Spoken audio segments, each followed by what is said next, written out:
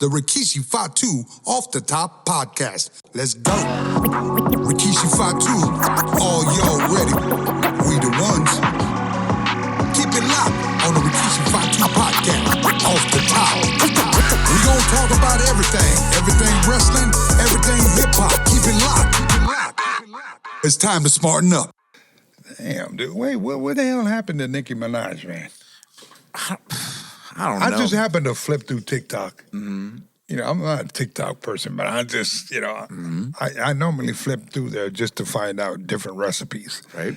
You know what I mean? Because I want to start, try my hand at cooking again. I used to love to cook. Mm-hmm. But anyhow, so I flipped through there, and there's Nicki Minaj. Mm. Like, nothing but 70,000 people that signed some type of... They want to get her deported. For what? What did old Nicki do that wants everybody from America to get her ass deported?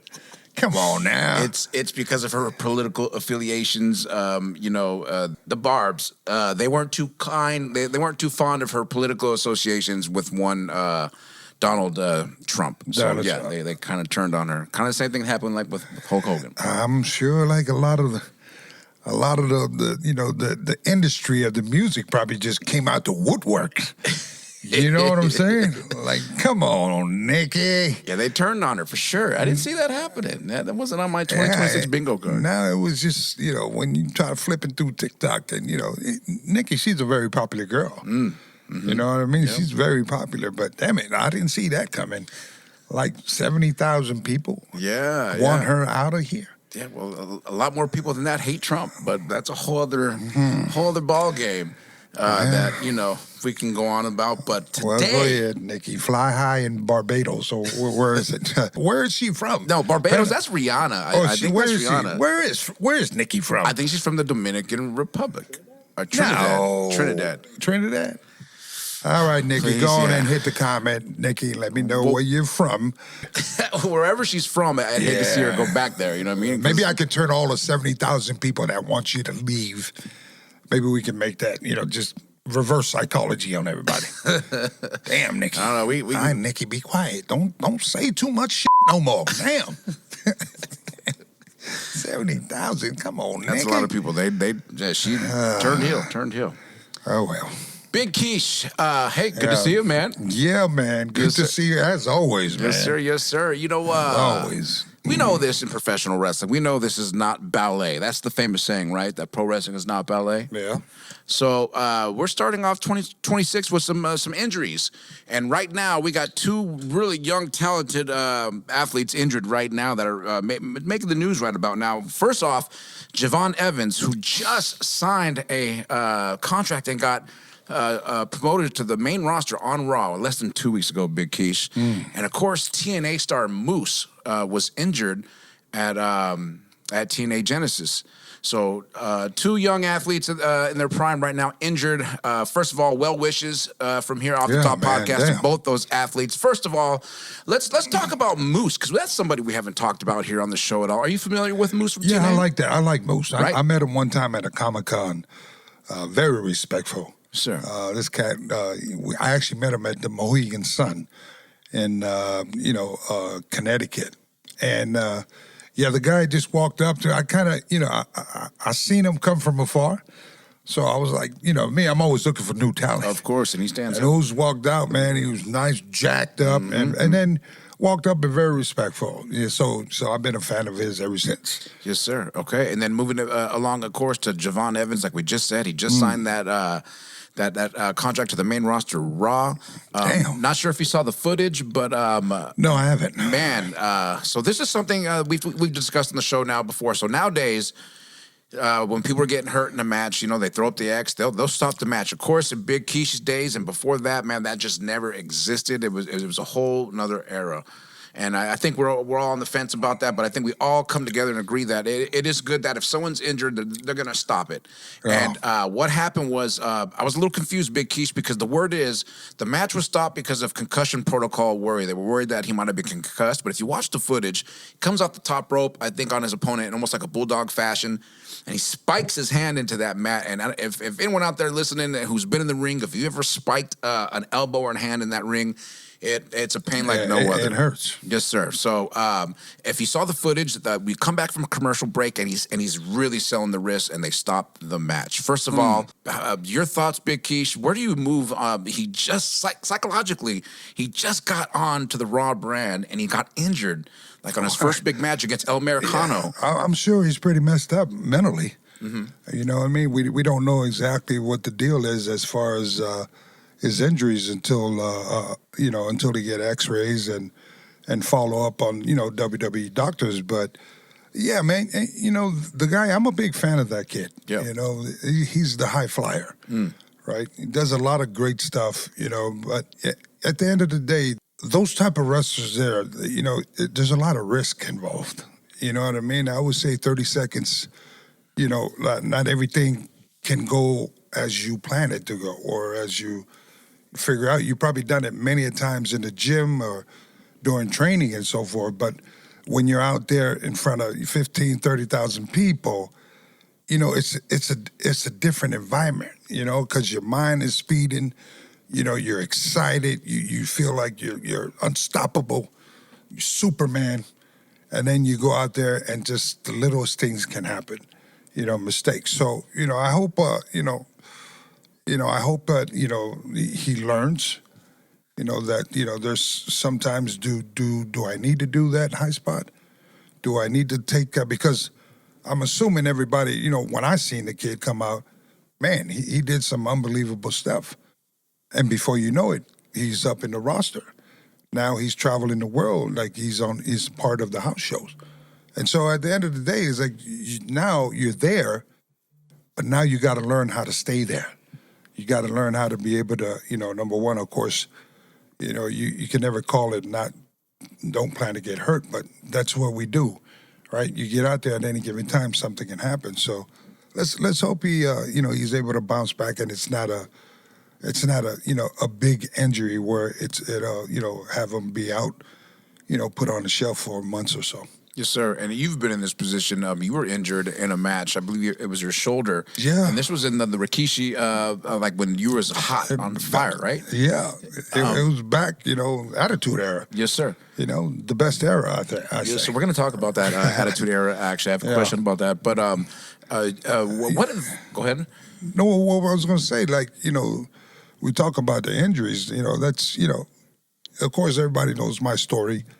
I've been through numerous characters, and when you finally find the character that sticks, which was the Rikishi character, and then, here we go. So my only job is now to kind of stay healthy and to be able to, carry my own as far as in the ring, outside the ring, the whole nine, everything, to try to make all the right moves. To be able to protect this, this brand, this Rikishi brand. And, just, you never think about it. You sometimes, when you're in the ring, you say, okay, I got this. And then just a simple accident happens. And then before you know it, my career, I woke up, I was, coming back from operating room and, talking about, I'm gonna be on the shelf for about 8 months. And in my mind, I say, I don't got 8 months. Right. I've been waiting for this opportunity all this time, and finally I'm here. What do you mean? And so, you go through a lot of mental drawbacks. Like, damn it, is this how I'm gonna go out? Because this was one of those injuries that could have ended my career, So, had I not have a great doctor, Dr. Jim Andrews, who works on a lot of the guys from WWE back in the day, and I'm assuming today, too, at Health South in Birmingham. He guaranteed. He told me that you'll never break that shoulder. So when I heard that from one of the reputable, popular doctors in the world, that kind of picked up my spirits and my hopes. So now it's like, okay, the hard part was going through the therapy, because now you're trying to get this, it's like the bionic man, right? You're trying to move this shoulder the way it used to be naturally. And and then the scheduling, the mornings, the ice, the heat, and then for 8 months you gotta. So in my mind, they said 8 months, but I'm like, nah, I'm not going. I'm gonna beat it within a lot shorter time. So I was able to bounce back in about, I think it was 5.5, 6 Wow, months. wow. Yeah. What advice would you have for Jevon Evans and let's say Moose in a situation like this where they're injured and just like you said with the whole psychology, the mental toughness that it will have on you? The good thing about it is like the good thing is it's like they just started, meaning they haven't really lit the fire on both these guys to really push them. And they wasn't in a huge angle or blah, blah, blah, right? And so, just understand that wrestling's always going to be here. The WWE, it's never, ever, ever going anywhere, But for wrestlers, the wheel turns, right? So my advice to them is, do your therapy, be mentally sound about this. This just a setback. For the comeback, right? Mm-hmm. And so enjoy this time, while you're doing your therapy because it's time off and you're still getting paid, right? And so in the meantime, just continue to study. You're not going to be able to do, physical things, because obviously you're injured, but you can still do film study. You can still show up to the TV and educate yourself how everything operates, from 8 to 5 or whatever the deal is on those show dates, because there's always something to learn, right? And so, but in the meantime, is you take your time, don't rush the process, listen to your body, and when you're ready, then that's when you'll let them know you're ready. Sir, thinking back in your career, is there anyone that comes to mind that had a really short career that could have had that you saw so much potential in that lost that maybe just had a really short career, either whether it was due to injury or circumstance? Like two minds that come to my mind right away would be Mordecai and remember Nathan Jones? Yeah. The big tall dude. Those are just two dudes I remember that came, they were here, and they were gone, whether it be from injury or circumstance. Is there anybody that you can think back to that you saw so much potential in, but an injury cut that career short? I can't remember this kid's name, but he used to play football, and I think he was a middle linebacker. I think his name was Goss. He had a gimmick where he threw up. Oh, there's Draws. Draws. Yeah, Draws. Right, yeah. so we all know. If you don't know who Draws is, just go ahead on YouTube and get the kid. Had a good body. He was young, and he definitely had potential. A lot of us back in the day, we liked this kid because his attitude and coming in from NFL into the locker room of professional wrestling, he was just a humble kid, and you wanted to help a person like that.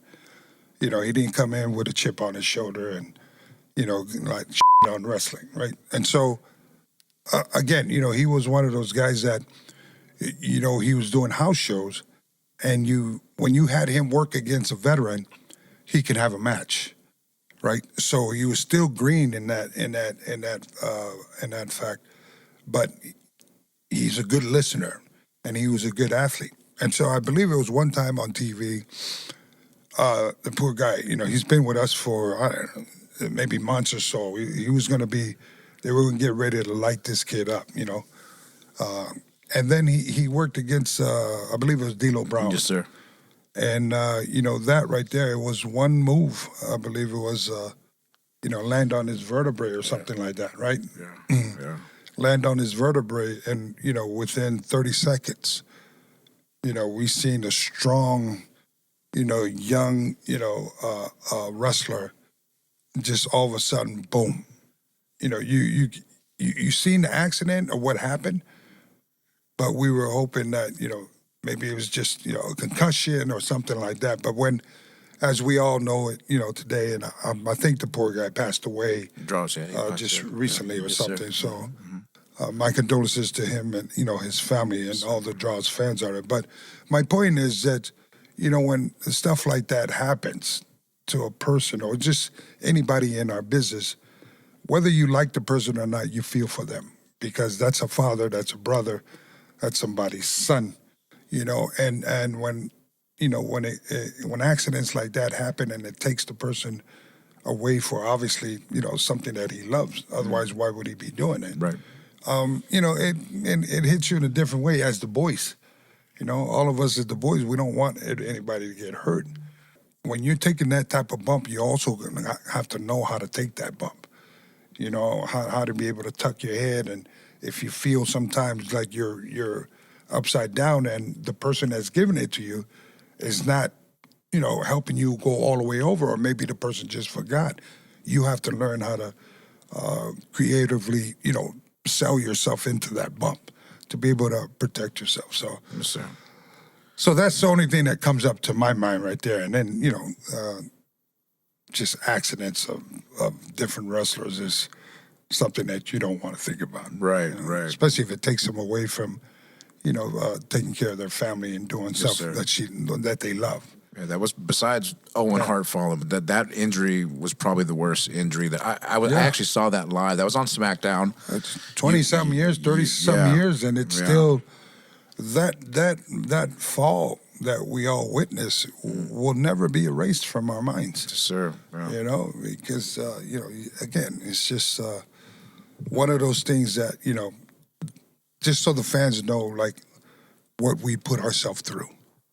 When you're out there, it's that feeling that, we have to deliver. That's what we're paid to do. You paid that hard-earned money to come out, watch us perform. And we're definitely going to go out there. I'm not saying that, mostly everybody goes out there and give it their all, but I know for myself, certain, people in the Attitude Era, that's what we did back in the day. And hopefully a lot of kids today, they're able to, protect themselves a lot better. Mm. Like, a lot of the daredevil, Jeff Hardy's type of spots and stuff like that. A lot of the kids that are out there doing, they idolize those guys. Those guys, the table matches with Devon and Bubba Dudley, a lot of the hardcore stuff with Mick Foley, but the kids nowadays, they take it and they make it their own version. And they try to top a lot of that stuff. Absolutely. Like, for instance, this kid here, man, I seen this one match, and he's the one guy that I want to meet, Darby. Darby Allin. Darby Allin. Correct. The kid from AEW. Mm-hmm. Man, that kid, by the time he looks like he's young. Mm-hmm. But I'm thinking by the time this kid is 40 years old, man, his body, I want to see how his body holds up with all the stuff. He did a backdrop. On the steps, I saw that. You seen that? That was brutal. Did a backdrop or suplex and threw, and it was just full blown. There was no work in that. Because I tell you that aluminum step, definitely don't know how to sell. You know what I mean? So, but yeah, man, just, wow. And I bring this kid's name up because every time I'm flipping through channels and so forth, just to kind of try to keep update what's happening. And of course, they would show a lot of his high spots on commercial and stuff. And I was like, damn, this kid here, man. And it's always one move after the other. When you think that move, that really broke him in half, they'll show something else about this kid. So they might as well call this kid the rubber band man. Yeah. That's what I'm hoping his bones is going to be, If he ain't falling through glass, he's climbing Mount Everest or something like that. Yeah, he's definitely Darby Allin, yeah. Darby, listen to me, man. You don't have to do that. You really don't. How about just grab a hold? Grab a hold and just let's talk about it for a second, man. Have them take the bumps. You take the night off. Have whoever working with you take the bumps. Yes, sir. Absolutely. I mean, longevity is the name of the game, isn't it? Smarten up. Yes, sir. You know what? It's funny because this is a perfect segue to what I wanted to ask you next, Big Keith, the life of a pro wrestler. And we talked about the Attitude Era. I wanted to ask you about that.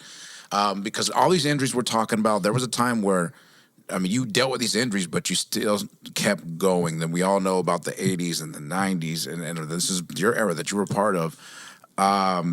My question, Big Keish, if you can, take us back to a week in the life of Rikishi. So I'm talking white hot, too cool.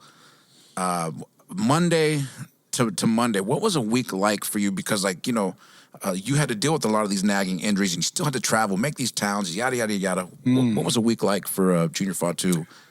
Well, let's go back. It'll start off on a Friday. You're up early in the morning Friday, catching a flight out, and we would go out to do house shows during that time. And so from there, either we're driving to the next town after that house show, or we're flying early morning flights to the next city, to the next house show, and we would do a Saturday show. And then on Sundays, I don't know if you remember, but sometimes we would do double shots. We would do a 1 o'clock show, and then we would do a 7 o'clock show someplace else. But it'll be within an hour or two, not too far away from each other. And then, that scheduling would be, either stay over or go to the next town, and then we would shoot Monday night Raw live. But, back in that time, they would always shoot Raw. We were the first time this ever came up about Raw TV. I don't know if you remember, but it was in New York. It was in a little Manhattan Center. Manhattan Center. Yes, sir. Come on now. Remember now? You had now. Bobby Heenan and Howard Finkel outside. Come on now. Of course. They'd be dressed up like a woman cosplay. who was dressed like a woman trying to get in cosplay. Yes, sir, of course. I remember that. So we would all now keep in mind, it's like all these wrestlers, right? You've been to the arenas when I took you guys to the arena. You see sometimes how big, the dressing rooms in arenas are. Well, picture this theater. You got all the wrestlers, and we're all in the back in this theater here, crunched up, right? And then, of course, we start to shoot Monday Night Raw years later, as we know it today. But we started off there very uncomfortable, small locker room, right? The catering wasn't all that much. It's not as great as it is today.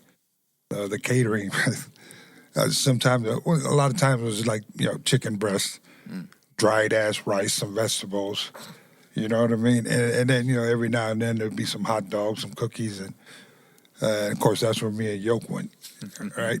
And then, I was grateful and thankful during that time. That's when, we had majority of the BSK guys there.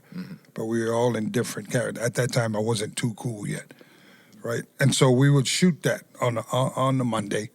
And then Tuesday, we would shoot SmackDown. Now, SmackDown will be in a different building. We wouldn't shoot it there in the theater in Manhattan Center. And after that, if you live close by, if I lived close by, then I would rent a car and I would drive home. Now, back in the day, everything was our own expense. We didn't have the contracts where the company would cover this, they would cover that. We had our own expense. Meaning if you wanted to get home, then you'd have to pay the difference from that cheap ticket that you got. Right.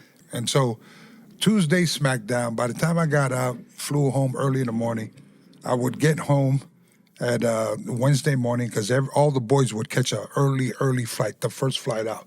But the first flight out normally will be sold out, especially most of the talent all live in Orlando. So if you're trying to get to Orlando and there's 50 of you guys there, you know what I mean? Some of y'all are going to be catching a later flight. So we would always try to, I would always do all my travels a week in advance because that would be the only time. You couldn't get it earlier. Like today, you get all your bookings 2 months earlier.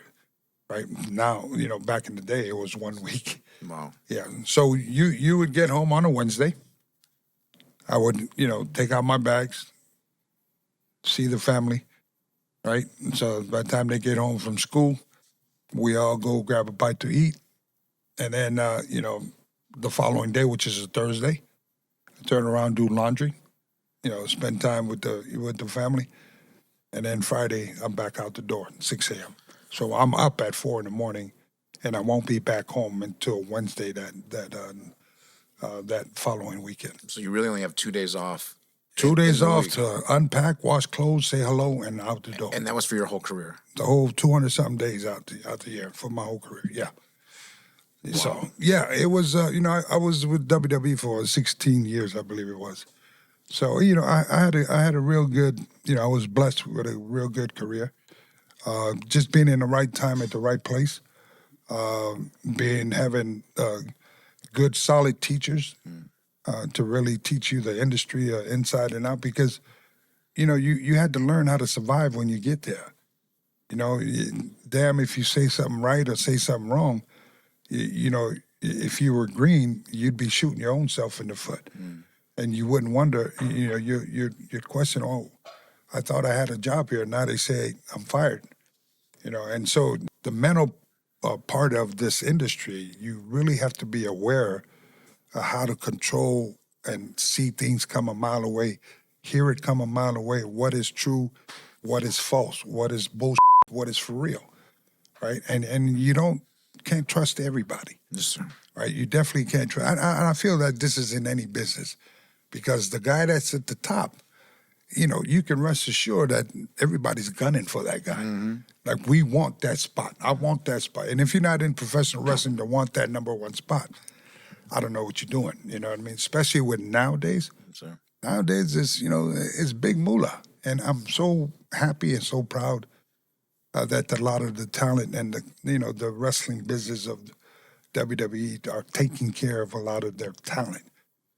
Unlike back in the day. I mean, it wasn't bad, but we just wasn't making money like ball out type of money. Right. You know what I mean? Yes, but sir. hey, we're still here. Yep. I think what we have to give to the younger generation of the business today that money can't buy, and that's experience. Yes, sir.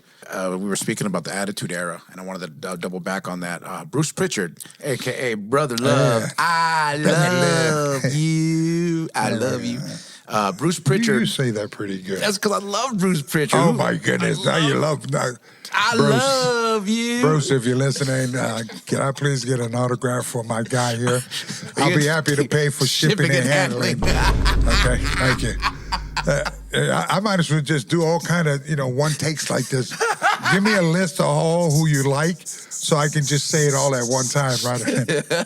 Hey, you got me begging on my own podcast to a lot of the boys, man. Well, you know what? Bruce Pritchard had mentioned something, and you're the perfect person to ask this. So Bruce Pritchard was talking on the Something to Wrestle podcast, and he was talking about how the Attitude Era, which is the beloved era with so many of us wrestling fans, he had mentioned that the Attitude Era, in his opinion, doesn't exactly hold up in today's standards. He's basically saying a lot of things that happened in the Attitude Era maybe just wouldn't have flied today. We all know that. But he also said maybe it just wouldn't have landed because, you just said it was a different time back then. And maybe just today it wouldn't have been the same. What do you say about that? Tread light, Bruce. Tread light.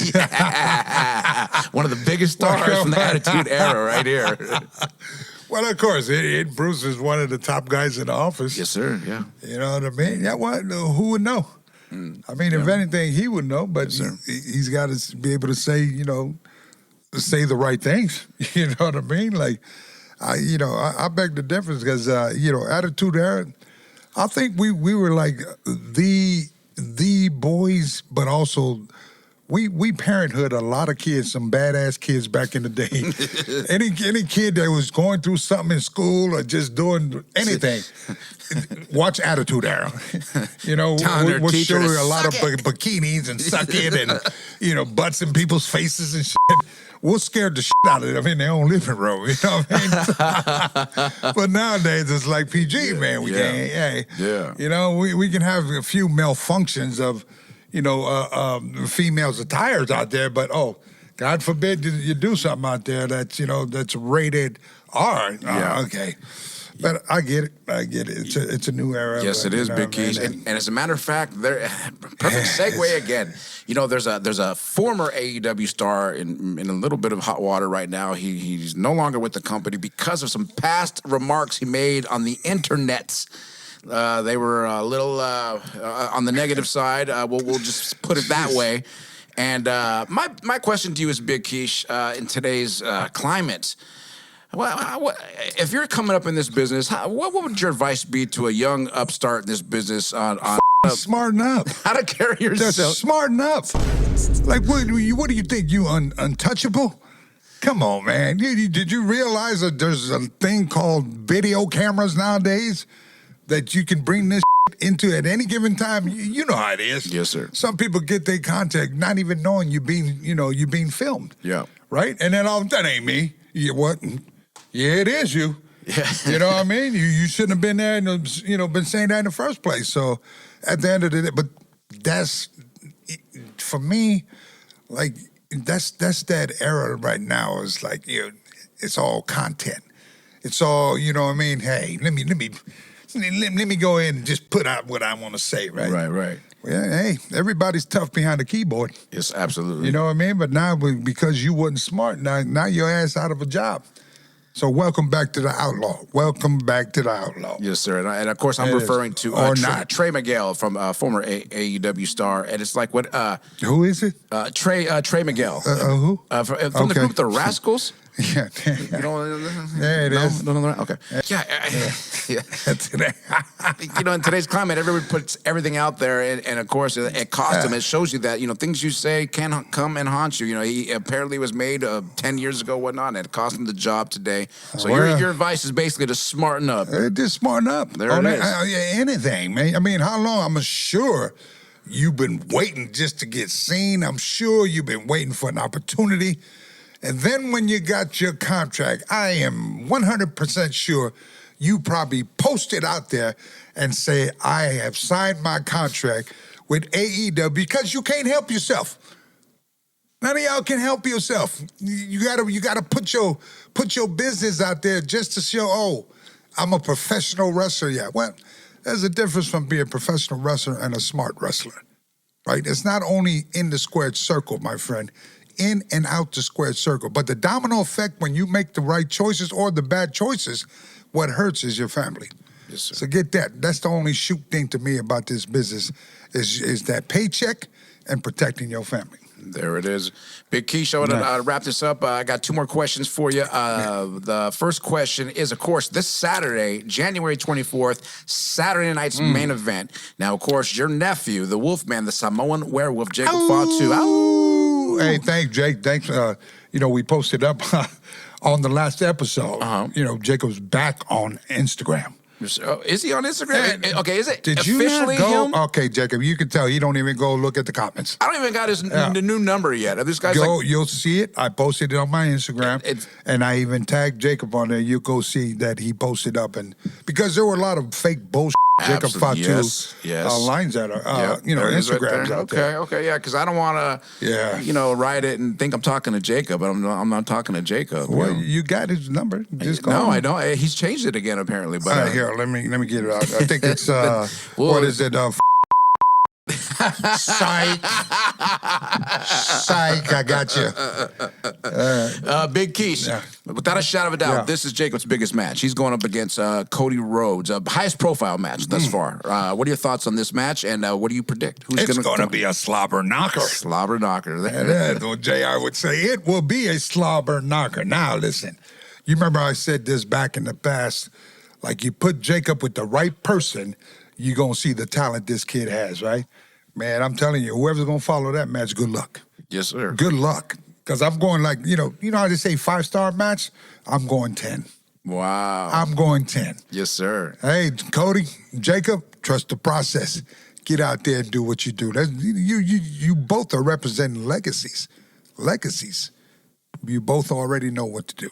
Let's get it done. I love that APW shout out too. Shout out to Marcus Mack out there. Cody Rhodes gave a little APW shout out talking about it on WWE television. I thought that was awesome. So that's going to be a banger of a match, ladies and gentlemen. You heard it from Big Kish, so tune into Saturday night's main event this weekend. This is going to be the last question of the night, Big Kish. This is from a fan. This comes from Superfly.